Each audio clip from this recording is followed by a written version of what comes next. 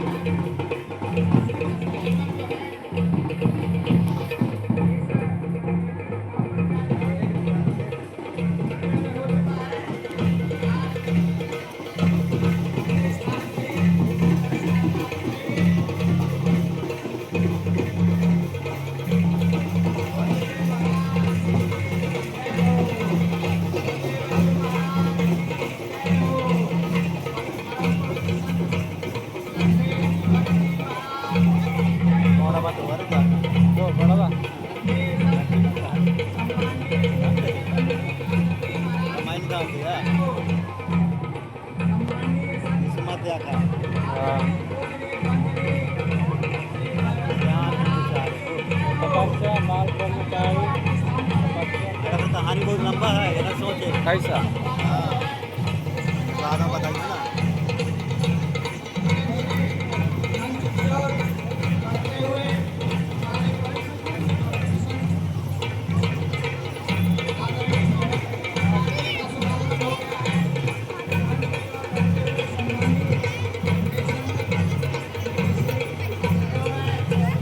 वर्षा होने लगी देखो।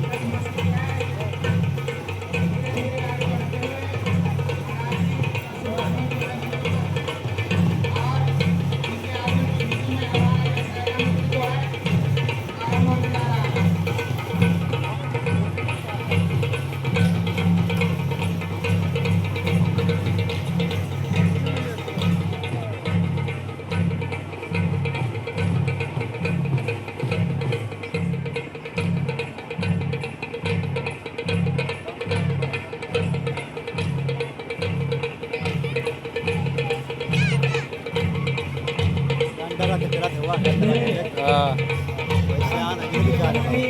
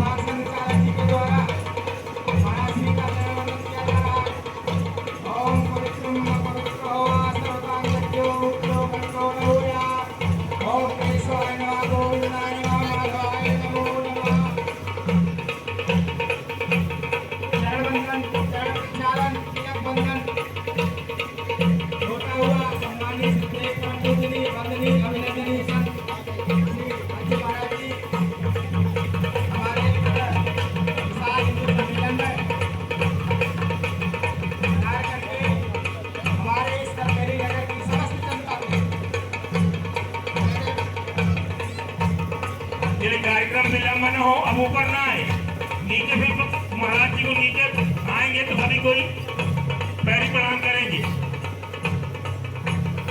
अब इसके बाद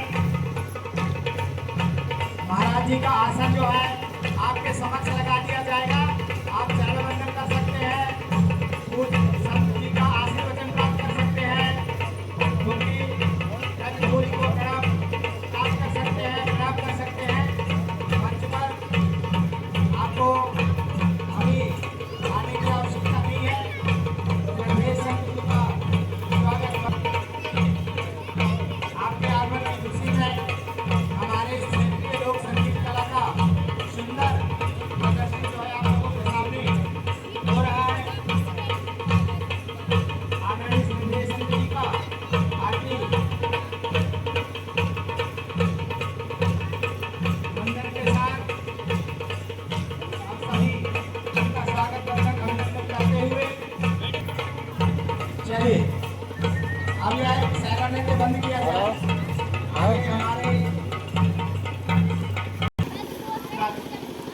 समापन जो है इस मंच पर हो चुका है। अपने भी उन्हें पाकर के यह करकेली नगर की जनता जो है अपने को धन्य समझती है। उनकी पावन पवित्र रज और चरण भूमि से हम अपने को गौरवान्वित महसूस करते हैं। जनमानस को महाराज श्री का आशीर्वचन मिलेगा, ऐसी मेरी प्रार्थना है, विनती है।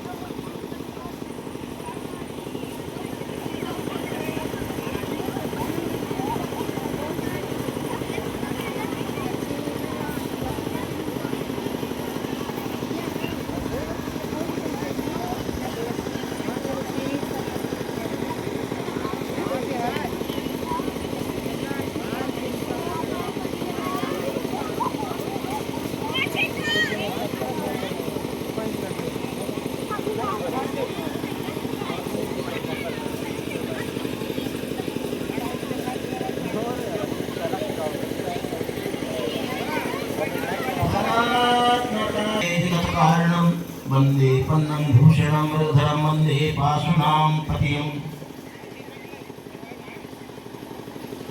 मंच में समस्त सभी माताएं और सब आए हुए समस्त भक्तजन, सभी बहनें, सभी को शुभकामना, मंगल कामना। आप सब इस कार्यक्रम में आए हुए हैं।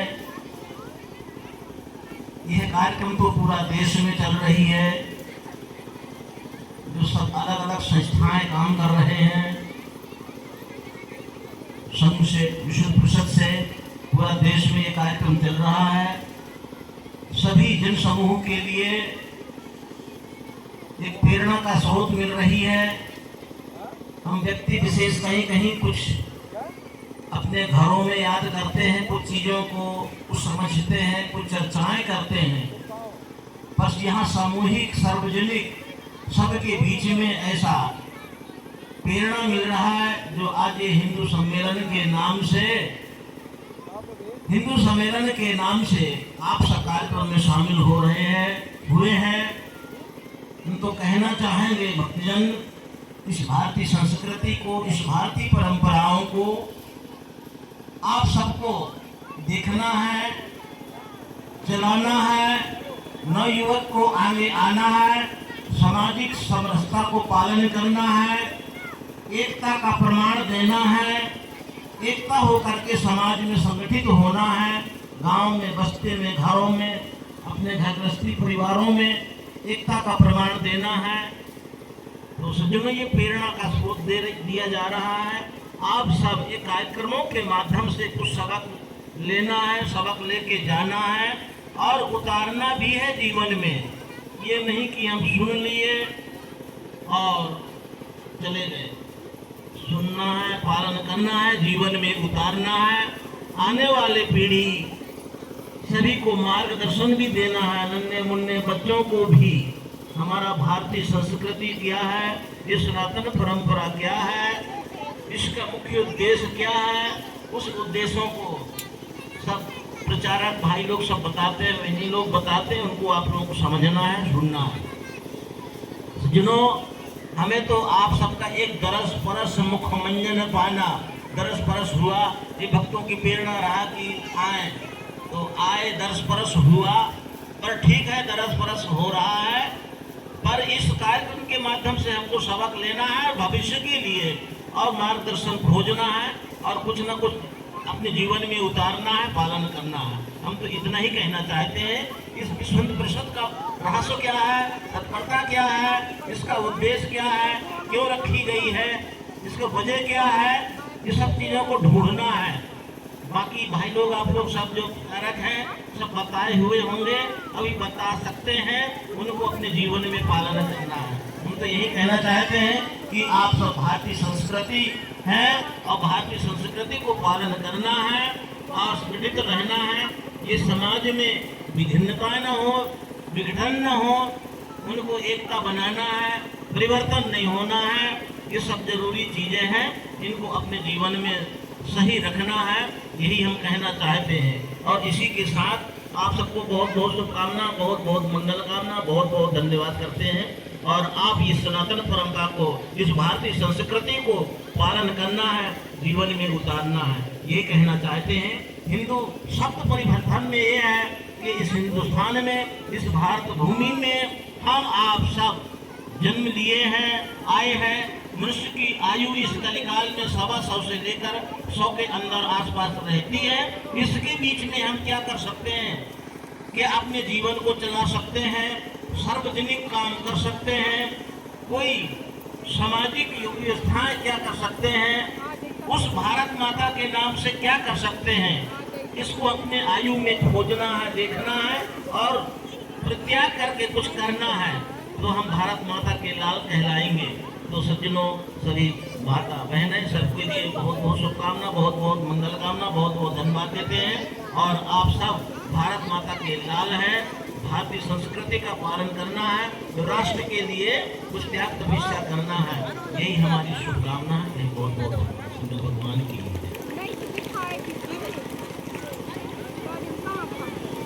बोले परम पूज्य बच्चू महाराज जी की, बोले अमृतसर धाम की, बोले भारत माता की, बोले हिंदू संस्कृति की, भारत माता की, बच्चू महाराज की।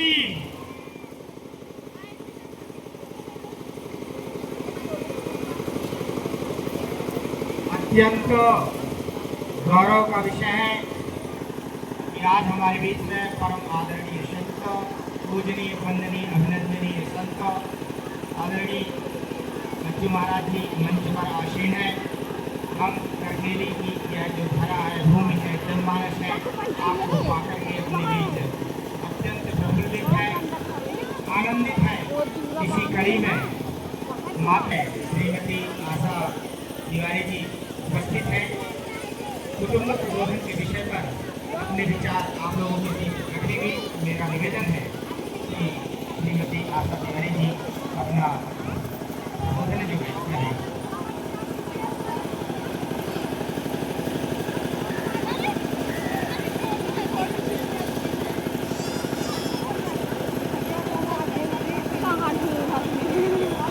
परम पूजनीय देवतुल्य हमारे संत, मंचासीन मुख्य अतिथि और मातृशक्ति एवं पितृशक्ति, आप सभी को मैं सादर प्रणाम करती हूँ, वंदन करती हूँ। साथियों, आज हमने देखा कि हमारे यहाँ पर कैसे सांस्कृतिक कार्यक्रम हो रहे थे। सबसे पहले गौ माता का पूजन हुआ, कन्या पूजन हुआ, इसके बाद हमने शैला नृत्य देखा। तो कहीं ना कहीं ये हमारी परंपरा में है और हम अपनी परंपरा के साथ इन सब का पालन करते हैं। तो इस परंपरा की शुरुआत हमें कहीं ना कहीं से सीखी होगी। तो वो इकाई है हमारा परिवार, हमारा कुटुंब। और कुटुंब किससे मिलकर बनता है? हमसे। और कुटुंब में कौन रहता है? हम रहते हैं। तो सबसे प्रमुख इकाई जो होती है वो परिवार। और परिवार के अंदर जिसको हम घर की मुख्य शक्ति मानते हैं वो है हमारी मातृशक्ति, हमारी माँ, जो दुर्गा के रूप में, काली के रूप में, गृहलक्ष्मी के रूप में, सरस्वती के रूप में बुद्धि का, सामर्थ्य का, साहस का, इन सब का प्रतीक है। और वो ही हमारे संस्कारों को आगे लेकर के जाती है। घर में बच्चा अपने पिता और अपने माता से सीखता है। हम देखते हैं सबसे पहले कि अगर माँ मोबाइल चला रही है, माँ क्रोध में बात करती है, बच्चे को जवाब देती है, तो हम देखेंगे कि हमारा बदल बनाना है। साथियों, हमारे पार्लियामेंट में सभा की परिभाषा लिखी हुई है और ये सभा की परिभाषा शंकराचार्य से जब मंडन मिश्र की पत्नी ने शास्त्रार्थ किया था, उन्होंने पहले तो मंडन मिश्र को हरा दिया। उनकी पत्नी ने कहा कि शंकराचार्य जीत गए।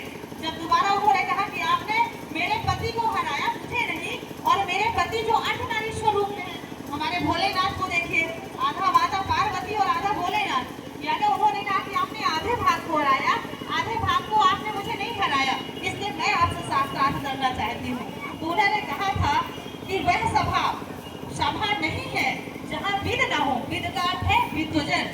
वह विद नहीं जिसमें धर्म न हो, और वह धर्म नहीं जिसमें सत्य न हो। तो हमें 6 बातें अपने समाज में मुख्य रूप से देखनी होगी: भेष, भाषा, भोजन, भवन, भ्रमण और भागवत के बहुत बहुत धन्यवाद। सामाजिक समरसता पर अपनी बात रखने के लिए श्री राजेंद्र द्विवेदी जी हैं। मेरा उनसे निवेदन है कि सामाजिक समरसता पर आज के इस अवसर पर अपनी बात रखें। आदरणीय श्री राजेंद्र जी।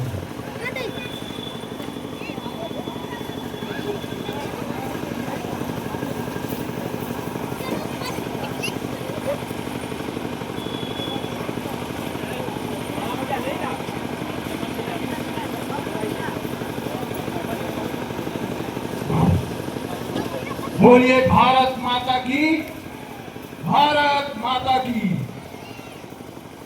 सम्मानीय मंच के विशाल हिंदू सम्मेलन राष्ट्रीय स्वयं संघ के संगठन के बैनर तले यह विश्व हिंदू सम्मेलन कार्यक्रम ग्राम पंचायत का डेली में रखा गया है। रखा जाने के लिए हमारे इस संगठन को, राष्ट्रीय स्वयं सेवक संगठन को आवश्यकता क्यों पड़ी, इसको आज हमें जानना होगा। हमारे देश की अखंडता, राष्ट्रीय भक्ति और सब भारतवासियों का हिंदुत्व, हमें ऐसा आभास हो रहा है, हमें ऐसा लग रहा है कि हमारा हिंदुत्व खतरे में जाने की पराकाष्ठा पर पहुंचने का ऐसा आभास दिखाई दे रहा है, जिस कारण से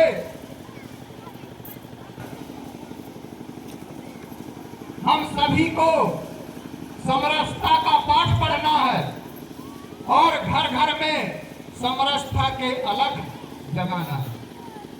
हम देख रहे हैं कि हम आज के आधुनिक जीवन में इतना व्यस्त हो गए हैं और लीन हो गए हैं, आधुनिक टेक्नोलॉजी में इतना खो चुके हैं कि हम अपना समय पूरा बर्बाद कर देते हैं और हम अपने भारत की सभ्यता और संस्कृति, सामाजिकता और सनातन धर्म को छोड़ करके यहाँ तक कि दूसरे धर्मों में जाने की कोशिश करने लगे हैं।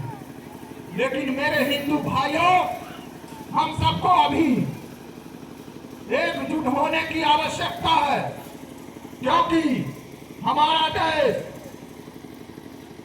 हिंदू राष्ट्र है और हिंदू राष्ट्र रहेगा। हमको सबको एकजुट होना है, सामाजिक समरसता का पाठ पढ़ना है। धर्मों को मान रहे हैं और मानने लगे हैं और मानते हुए कई धर्मों को उन्होंने अपना भी लिया है, जबकि उनके पूर्वज सनातन धर्म को ही मानते चले आए हैं। लेकिन उनके द्वारा यह चेष्टा की जा रही है हमारे इस सनातन धर्म को, जिसको हमारे कई ऋषियों ने, महान तपस्वियों ने इस हिंदुत्व को, इस सनातन धर्म को सींचने का काम किया है। उस हिंदुत्व धर्म को वो इतनी पराकाष्ठा पर ले जाने की सोच रहे हैं, तो यह ऐसा कदापि नहीं होगा। आज हम यहाँ हिंदुत्व का जो सम्मेलन और यहाँ पर सम्मेलन सुनियोजित हुआ है, इसका मूल उद्देश्य ये है कि हमें घर घर में जाना है, घर घर में अलग जगाना है और सभी हिंदू भाइयों को जोड़ना है। किसी विशेष जाति वर्ग से हमें नहीं बटना है, क्योंकि कहा गया है कि जो बट गया वो कट गया। तो हमें कटना नहीं है और बटना भी नहीं है, हमें हिंदू राष्ट्र बनाना है और हिंदू राष्ट्र के साथ साथ भारत को विश्व गुरु बनाना है। एक इस लोक में कहा गया है कि ब्राह्मणो वश्य मुखमासीदो बाहुराजन्या कृता। हम सभी में देखिए आज जो जातिवाद की लड़ाई चल रही है, उस लड़ाई को अपने मन में नहीं लेना है। कोई भी वर्ग आज जाति से मतलब नहीं रखता है। सभी के मुखार बिंदु में ब्राह्मण का रूप पाया जाता है और हमारी ये जो भुजाएं हैं वो क्षत्रिय मानी जाती है और जो हमारा पेट और जंघा है वो वैश्य के रूप में काम करता है और जो हमारे पैर हैं वो शूद्र के रूप में काम करते हैं। तो हमें जाति समीकरण लेकर नहीं चलना है, हमें हिंदू धर्म और सनातन धर्म को लेकर चलना है, तभी हमारा राष्ट्र मजबूत होगा और बचेगा। हम कई सदियों से हमारा राष्ट्रीय स्वयं सेवक संघ यह लगा है और निरंतर प्रयास और कोशिश करता रहा है कि हमारा हिंदू राष्ट्र, हमारे हिंदू राष्ट्र के सभी हिंदू भाई एक रहे और आपस में सामाजिक समरसता के साथ साथ देश को आगे की ओर पहुंचाने का अपना अपना सहयोग प्रदान करें। इसी के साथ मैं ज्यादा शब्द ना बोलते हुए अपने वाणी को विराम देता हूं। बोले भारत माता की जय। हिंदू राष्ट्र अमर रहे, हिंदू राष्ट्र अमर रहे। इन्हीं शब्दों के बाद धन्यवाद। पूज्य गुरु जी के चरणों में कोटि कोटि वंदन प्रणाम करते हैं। बहुत है और आवाज मेरे से कम आ रही है, थोड़ा सा जोर से बोलना है तो भारत वर्ष तक सुनाई दे। बोले भारत माता की, भारत माता की वंदे वंदे। आज के इस हिंदू समागम सम्मेलन के अवसर पर सनातन धर्म संस्कृति के संवाहक हमारे इस कार्यक्रम में पधारी सम्मान की संयोजिका अपने उस उमरिया जिले के जेपी चौधरी जी, इस गांव की मुखिया सरपंच महोदया, हमारे इस विभाग के माननीय विभाग संचालक जी, राष्ट्रीय स्वयं सेवक संघ के हमारे जिले के प्रचारक, जिला प्रचारक जी और विभिन्न दायित्व का निर्वहन कर रहे अलग अलग पदों पर विराजमान ऐसे लोग, और सबसे महत्वपूर्ण आज इस हिंदू सम्मेलन में पधारे इस करकेली क्षेत्र के सभी विशिष्ट जन और हमारी श्रेष्ठ माताएं बहनें, आप सबको जब अक्षत कलश या किसी कार्ड के माध्यम से आज के इस कार्यक्रम का आमंत्रण गया होगा तो सबके मन में यह प्रश्न आया होगा कि आखिर किस काम के लिए हम सबको यहाँ पर आमंत्रित किया गया है। मैं एक घर पर गया तो वहां 3-3 कार्ड भी पहुंचे हुए थे। कितनी मेहनत और कितनी लगन के साथ लोगों ने अपना काम किया होगा और तब हम सब लोग इस ऐतिहासिक हिंदू सम्मेलन में उपस्थित हुए। कई बार हमें लगता है अभी मकर संक्रांति उत्सव, बसंत पंचमी उत्सव और कल ही एक गणतंत्र दिवस का उत्सव हम सबके बीच आया। कभी कभी हम लोग 15 अगस्त और 26 जनवरी के दिन भारत माता की जय और ऐसा बोलकर 2 दिन पूरे वर्ष में और ऐसा देशभक्ति का अपना परचम लहराने का काम करते हैं। और इन 2 दिनों पर हम ये सुनते हैं कि सारे जहां से अच्छा हिंदुस्तान हमारा। तो वास्तव में क्या 2 दिन ही भारत भक्ति के हैं और भारत माता की जय बोलने के हैं? उसके बाद एक दिन पहले एक दिन बाद इस पूरे 365 दिन में कभी हमारे मन में भारत भक्ति नहीं आती। जब कभी कोई विशेष घटना घट जाती है उस घटना में हम पुनः आंदोलित होते हैं और फिर कुछ ही समय पश्चात सारा सभा सुनसान पड़ जाता है।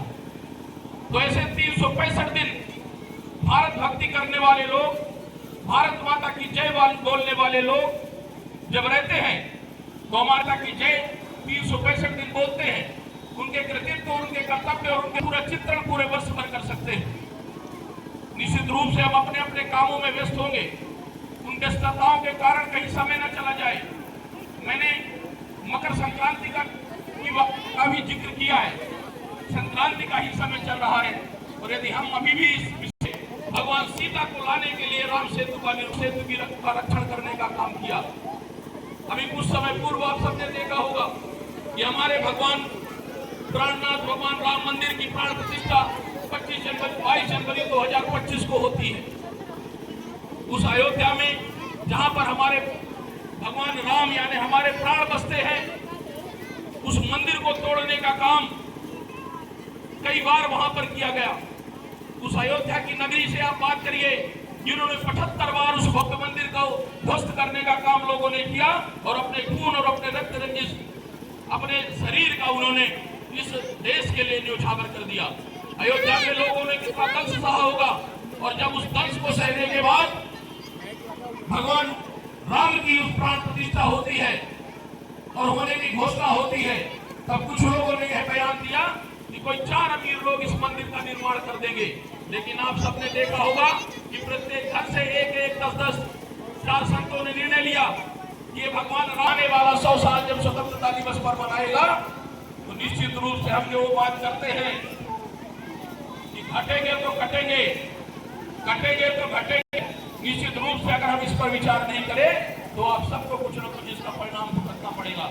हमारी आने वाली पीढ़ियां हमसे पूछेगी कि ये 100 साल हो गए हैं और इस हिंदुओं के देश में, इस भारतीय के देश में, इस भारत में भारतीय और इस हिंदू में हिंदुत्व अल्पसंख्यक कैसे हो गए। तो हमारे पास इसका उत्तर देने के लिए कोई जवाब देने के लिए हमारे पास कोई विषय नहीं रह जाएगा। हम कोई उत्तर नहीं दे पाएंगे उन पीढ़ियों को। इसलिए मैं कहता हूं कि एक बार अपना विचार करिए और इस भारत माता की जय बोलने के लिए प्रत्येक दिवस हमारे मन में वो भाव आना चाहिए।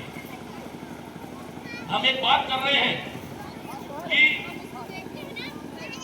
कई बार अभी मंचों के माध्यम से भी यह समाज में भी ये प्रश्न आता है, यह कार्यक्रम संघ का है, यह कार्यक्रम संघ का नहीं है, यह कार्यक्रम सकल हिंदू समाज का है। इस कार्यक्रम का प्रणेता सकल हिंदू समाज है। आप समझ लीजिए कि हम बहुत ही भाग्यशाली हैं। कई लोग अभी पूछ रहे थे कि संघ के 100 वर्ष हो गए हैं और इस शताब्दी वर्ष में भी इस तरह से हिंदू सम्मेलन करने की आवश्यकता क्या है। कई लोग पूछ रहे थे कि आखिर इसके पीछे हमारी मंशा क्या है। आप सौभाग्यशाली हैं कि इस भारत में परम पूज्य डॉक्टर हेडगेवार जी ने जन्म लिया।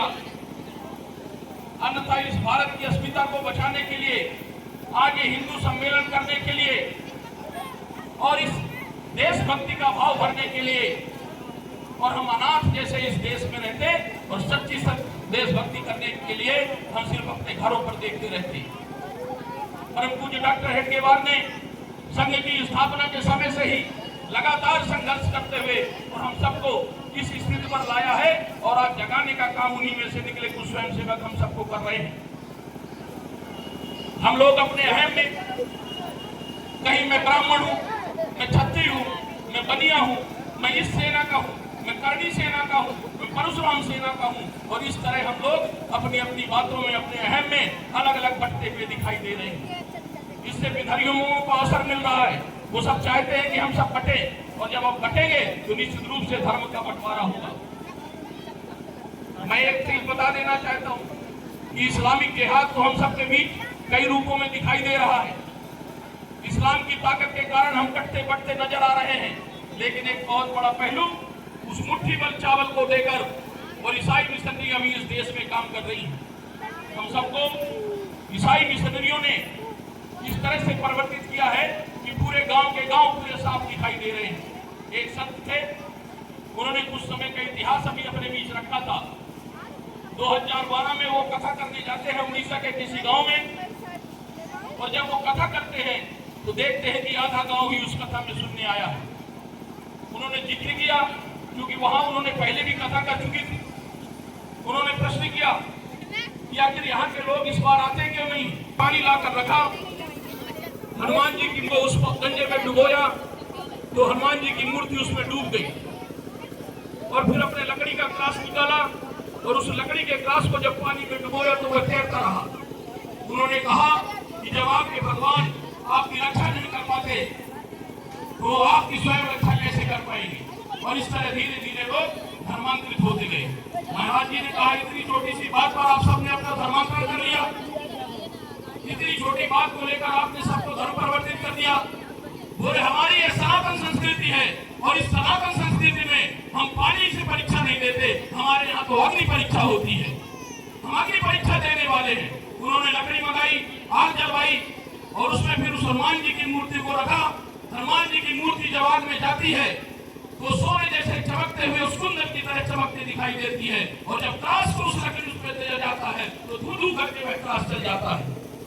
हम सनातन धर्म के लोग हैं, हम किसी को छेड़ते नहीं और यदि कोई हमें छेड़ता है तो हम उसको छोड़ते नहीं। इसलिए इस हिंदू सनातन संस्कृति को आप समझिए। हमारे यहाँ पूर्व में भी कहा गया है, हमारे जोरावर सिंह और फतेह सिंह, इनका नाम आप सबने सुना होगा। ये दोनों गुरु गोविंद सिंह के बेटे थे।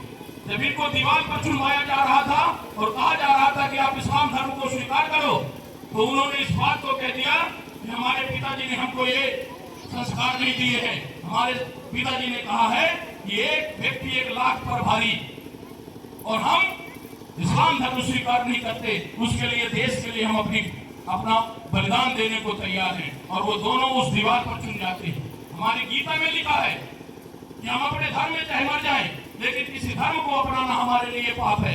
हम उस गीता के संवाहक हैं और उस सनातन धर्म के संवाहक हैं। इसलिए छोटी छोटी बातों पर, मुट्ठी भर चावल पर और ऐसे छोटे छोटे बातों को लेकर हम अपने धर्म को परिवर्तित करते हैं। जहाँ बहुत बड़ी संख्या में माताएं बैठी हैं, मेरा उनसे आग्रह है, परम पूज्य श्री गुरु जी हमारे दूसरे सत्संग चालक थे, बचपन से ही बहुत विद्वान थे।